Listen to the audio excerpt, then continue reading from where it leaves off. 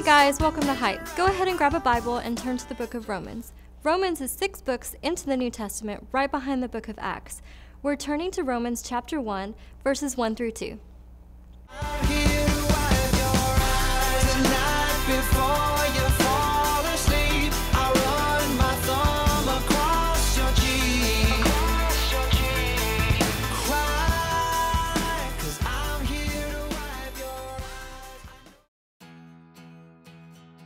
Tell me a rule, either at home or at school or something. Tell me a rule that you think is stupid. I don't know. At school, no phones. Making my bed every morning. A lot of them? Okay, this is a nerdy answer, but rules that I've always thought were stupid, I hate a lot of grammar rules. Why are there so many stinking rules for commas and where to use them? Just put them wherever you feel like is what I go by.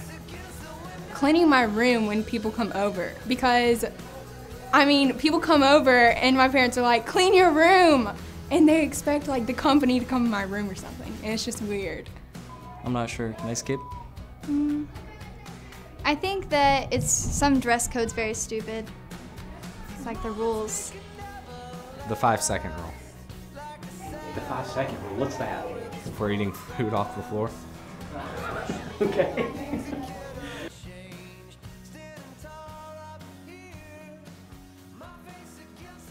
Are you someone who likes to follow rules? Are you the kind of person that when a rule is in place, do you follow it, or do you think most rules are stupid? For instance, when I lived in England, all of the public schools required you to wear a uniform. There were pros and cons to this, but most of the kids I went to school with, including me, thought it was pretty stupid. We even tried to find ways to modify our uniforms so we didn't look so lame.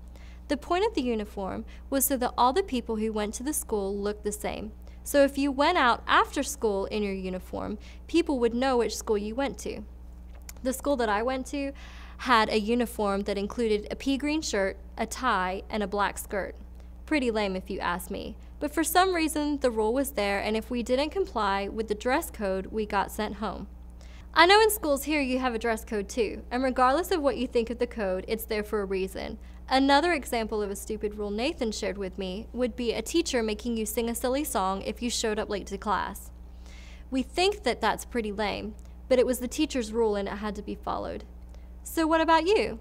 Are you someone who likes to follow rules, or are you someone who thinks that most rules are stupid?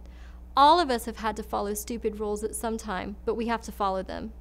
In the Bible verses we're looking at today, the Apostle Paul is talking to Christians in Rome, and they're suffering immense persecution under the Roman government. People are actually being killed for their faith, and they're having a really hard time living under the authorities of their day.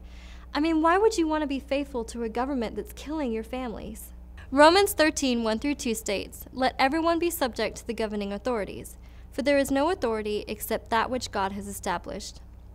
The authorities that exist have been established by God. Consequently, whoever rebels against the authority is rebelling against what God has instituted, and those who do so will bring judgment on themselves." That's some pretty intense stuff, right, when you take into consideration everything the Roman Christians are going through? I love the way the Message translation puts it. It says, "Be a good citizen. All governments are under God. Insofar as there is peace and order, it's God's order. So live responsibly as a citizen. If you're irresponsible to the state, then you're irresponsible with God, and God will hold you responsible." Basically, what Paul is saying is all authorities are governments that are put in place by God, and when you rebel against the authority, you're rebelling against God.